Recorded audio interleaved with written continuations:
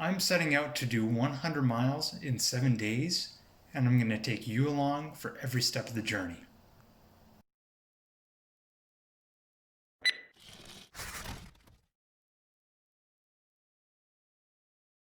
So, in this coming week, I'm going to set out to take on the highest mileage running week of my life. And you might be asking yourself, why would I go out there and try and run 100 miles? Well, simply put, I just want to do it. I've I've done some high mileage training weeks of my life, and the sort of highest mileage weeks I got during my marathon training were around about 80 miles or 130 kilometers in a week. And I always kind of regret not having pushed for 100 miles.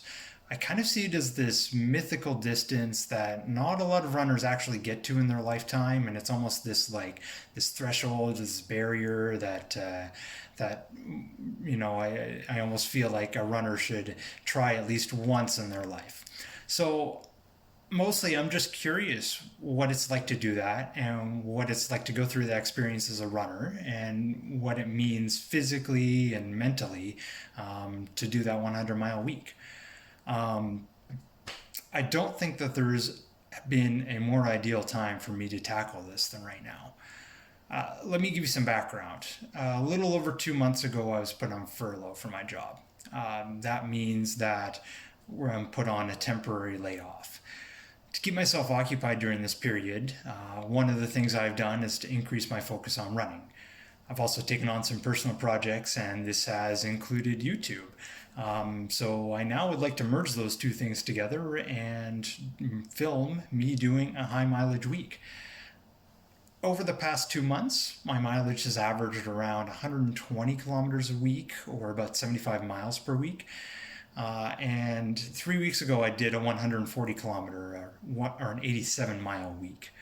Um, that mileage has been building steadily, and I feel like I'm now ready to take on that 100-mile week safely. Because I don't think you should just jump and double your mileage in a week. I think you need to progress and build up to it steadily. And because there hasn't been any races and I haven't been able to go mountain running like I usually do in the summer, building up towards a 100-mile week has just been a good long-term objective for me. I mean, it's just been a nice target and a nice focus to have. And also, on the same note, because there haven't been any races, it's not like I'm going to be risking my performance by doing a 100-mile week. I mean, my performance for what exactly? It's not like I have a marathon planned or a 10K or some target race where I want to do really well.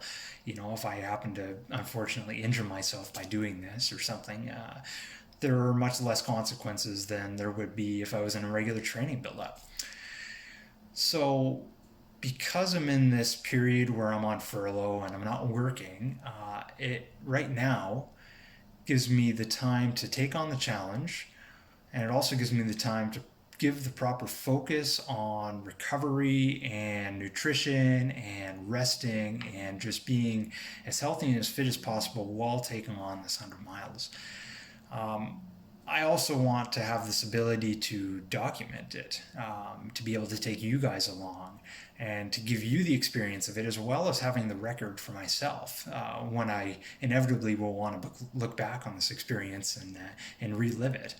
And the other factor is that the layoff is, well, it's supposed to be temporary, so we don't know when we'll be going back to work. It might be in a month, it might be 2 months, or it might be next week. So my window to be able to tackle this 100-mile week in the way that I want to and to be able to document it, it might not be out there for that much longer if I have to go back to work in a week or not.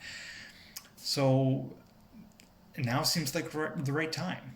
And we also can't forget that it's getting into the early summer and it's great running weather. It's great filming weather. And this is just in general, it's going to be making it more enjoyable for me and for you as I take on this challenge. So, for those reasons, I think that right now is the best time that I've ever seen in my life to be able to take on a 100-mile week.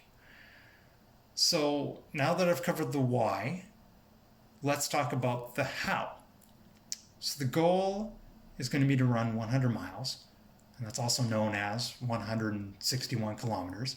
And I'm sorry, but I will be referring to this in kilometers from now on because I'm Canadian. And I'm going to be completing that distance between Monday and ending on Sunday. And if you will, between midnight on Sunday and midnight on Sunday. But I don't think we have to get that technical. I don't think it's going to be that close to the wire. That makes for an average daily distance of 14 miles or 23 kilometers, which it's kind of daunting because that's more than a half marathon a day or more than a marathon every 2 days, depending on how you look at that. And if I do it all at an easy pace of 5 minutes per kilometer or 8 minutes per mile, that's going to be about 13 and a half hours on my feet. Now, I'm not planning on doing all of it easy, and I'm not planning on doing it all in even stints the same every day. I'm going to be doing this as part of my regular workout routine or my regular training routine. I'm planning on doing 2 workouts during the week and then doing a long run on Saturday, which will be greater than 2 hours, certainly greater than 2 hours. And the workouts will include some portion at an elevated effort or a higher pace. The rest of the runs, they're going to be easy running. And the days where I'm not doing a workout or a long run, my plan is going to be to do a double run. And the reason for that is just because I think it's going to give me a better chance to recover. And I think mentally it's going to be easier to get through so that I'm not doing a 2+ hour run every single day. At least it can be like, oh, well, I can do, 30 minutes in the morning and then an hour and a half in the afternoon, for example, and just break it up a little bit more. And it gives me just more time that I'm, more chances where I'm getting my heart rate up and giving my body more chances to recover, as opposed to just this one big block once a day where I can recover. I think splitting it into a couple blocks is a safer bet. I do plan on running every day this week. And that's something that is usual for me. I might take 2 days off a month, so it's not unusual for me to go, 13 days out of 14. So I took a week off. I took a day off last week, so I don't mind having to run every single day this week. I've prepared myself for that. Now, speaking of workouts, let's take a look at what my coach has posted for this week.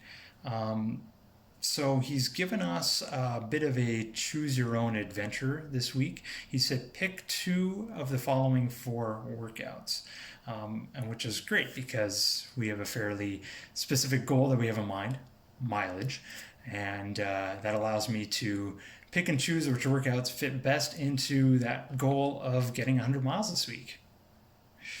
So workout option number 1 is 4 to 6 times 75 seconds fast with 5 to 6 minutes recovery. Okay, that could be an option. Workout 2 is 15 times 30 seconds fast with 30 seconds recovery. No, not for this week at least. Workout 3 is 8 to 12 times 3 minutes at 10K pace with 1 minute of recovery. Okay, that's a pretty feasible option. And workout number 4, option number 4, is 30 to 40 minutes at half marathon pace. That's also an option. So here's the thing. I like to make my biggest, strongest workout of the week on Monday. And usually if I've got like a half marathon pace or like a 10K pace sort of workout, I'll do it on Monday, and then I'll do like a faster set either Wednesday or Thursday, depending on how my recovery is feeling, and when I feel ready to do a faster pace set. So that kind of leaves us between options 3 and 4, the 10K sets or the half marathon continuous. I think for you guys, it's going to be more interesting to see 10K sets. A couple of faster intervals, broken up a little bit more instead of me just going continuously for half an hour at the same pace. So I'm inclined to try workout number 3, the 8 to 12 times 3 minutes at 10K pace with 1 minute recovery. Do that on Monday. And then we're going to basically play it by ear later in the week. Maybe I'll do the 30-40 minutes half marathon pace on Thursday, Or maybe I'll do a faster set, the 75 seconds fast with 5 to 6 minutes recovery. Or maybe I'll do the 30 to 40 minutes of half marathon pace within my long run on Saturday. Um, the luxury of this is I can kind of just pick and choose. So um, a lot of it's going to depend on how I'm feeling later on in the week. So we'll check back in during the week, and we'll keep you guys posted with how I'm feeling and what I end up deciding in terms of what's going to be my second workout. And that's pretty much it until I get running. So I'm going to be posting a daily video about this journey trying to run 100 miles in a week. So make sure to subscribe and check back frequently for more videos. Until next time, keep putting one foot in front of the other.